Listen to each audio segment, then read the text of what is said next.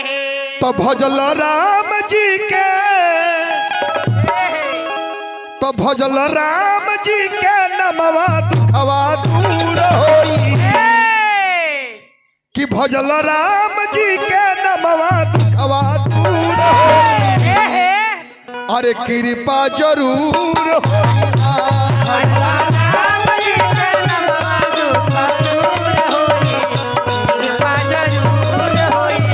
हो भजल राम जी के नमवा दुखवा दूर होई, कृपा जरूर होई ना।